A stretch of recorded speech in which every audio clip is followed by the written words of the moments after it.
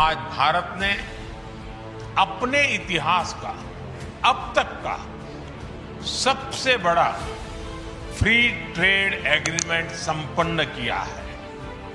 आज 27 तारीख है। ये सुखद संयोग है कि आज ही के दिन यूरोपियन यूनियन के 27 देशों के साथ भारत ये एफटीए कर रहा है। क्या आपने कभी सोचा है कि कल आपकी गाड़ी में भरने वाला पेट्रोल 10 रुपए महंगा हो जाए सिर्फ इसलिए कि दिल्ली ने आज वॉशिंगटन के आगे घुटने टेक दिए। आज की खबर सिर्फ व्यापार समझौते की नहीं बल्कि आपकी रसोई, आपकी जेब और देश के आर्थिक रीढ़ की है। नमस्कार, आप देख रहे हैं सत्य भारत टाइम्स और मैं हूं आपके साथ विरूपाक्ष कौंडिल्य। और आज हम उस सच की परतें खोलेंगे जो शायद मुख्य धारा की मीडिया आपसे छिपा रही। 2 फरवरी 2026 यानी कल अमेरिकी राष्ट्रपति डोनाल्ड ट्रंप ने एक ऐसे समझौते की घोषणा की जिसे ऐतिहासिक बताया जा रहा है। भारत अमेरिका व्यापार समझौता, जिसमें अमेरिका ने भारतीय सामान पर लगने वाला शुल्क 25% से घटाकर 18% कर दिया। सुनने में तो ये अच्छी चीज लगती है कि कितनी बड़ी जीत मिली है। प्रधानमंत्री मोदी ने भी ट्रंप को धन्यवाद दिया, कहा मेक इन इंडिया को बढ़ावा मिलेगा। लेकिन असली कहानी यहीं से शुरू होती है। ट्रंप साहब ने यह भी दावा किया कि भारत ने रूस से तेल खरीदना बंद करने का वादा किया है। 500 अरब डॉलर यानी करीबन 40 लाख करोड़ रुपए अमेरिकी ऊर्जा, कृषि और तकनीक पर खर्च करने की बात हुई। अब सवाल यह है कि क्या प्रधानमंत्री कार्यालय ने इसकी पुष्टि की? नहीं। क्या कोई संयुक्त बयान आया? नहीं। सिर्फ ट्रंप की घोषणा हुई है और भारत की चुप्पी है। तो आखिर यह सौदा है क्या? आसान भाषा और आंकड़ों में समझते हैं। अब देखिए, आज भारत अपने कुल तेल आयात का करीबन 40% रूस से खरीदता है। क्यों? क्योंकि वो सस्ता मिलता है, 15 से 20 डॉलर प्रति बैरल की छूट के साथ। पिछले 2 साल में इस छूट से हमने करीबन 30 से 40 अरब डॉलर बचाए। लेकिन अब अगर अमेरिकी दबाव में यह तेल बंद हो जाए तो क्या होगा? आपकी गाड़ी का पेट्रोल महंगा होगा, डीजल महंगा होगा, बिजली महंगी होगी, सामान की ढुलाई महंगी होगी और अंततः आपकी थाली तक महंगाई पहुंच जाएगी।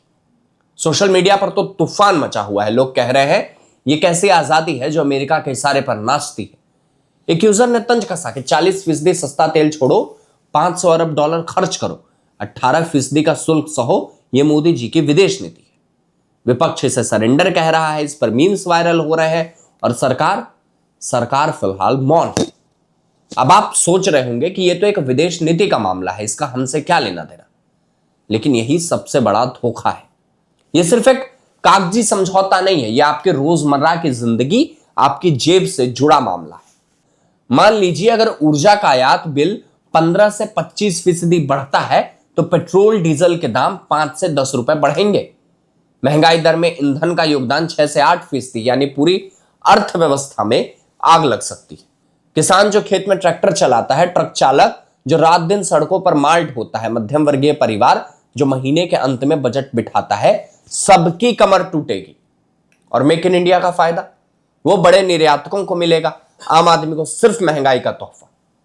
अब सवाल है कि आखिर इसके आगे क्या होगा?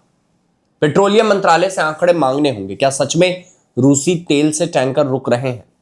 पेट्रोलियम मंत्रालय से आंकड़े मांगने होंगे कि क्या सच में रूसी तेल के टैंकर रुक रहे हैं? ऊर्जा विशेषज्ञों से पूछना होगा कि लागत कितनी बढ़ेगी? वित्त मंत्रालय को जवाब देना होगा, क्या बजट में सब्सिडी बढ़ाई जाएगी या आम जनता को ही बोझ उठाना पड़ेगा? और सबसे बड़ा सवाल कि क्या यह समझौता वाकई आत्मनिर्भर भारत की दिशा में कदम है या फिर अमेरिकी हितों के आगे सिर झुकाने की मजबूर? रूस के साथ हमारे रिश्ते इसके बाद कमजोर होंगे। ब्रिक्स जैसे मंच पर भारत की साख पर सवाल उठेंगे, भू राजनीतिक संतुलन बिगड़ेगा और इन सब के बीच आपकी जेब खाली हो। तो ये था वो असली सच जो टीवी के चमक दमक में दब गया, जो अखबार की सुर्खियों में कहीं कोने में सिमट गया है। यह सिर्फ व्यापार समझौता नहीं है, यह उस भारत की कहानी है जो कभी गुटनिरपेक्ष रहकर विश्व में अपनी जगह बनाता था। वो भारत आज किसी और की शर्तों पर समझौता कर रहा है।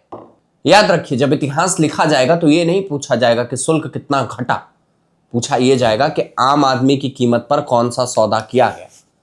तो अगली बार जब पेट्रोल पंप पर कतार में खड़े होकर आप दाम देखें तो सोचिएगा कि यह महंगाई महज संयोग है या किसी समझौते का छिपा हुआ नतीजा।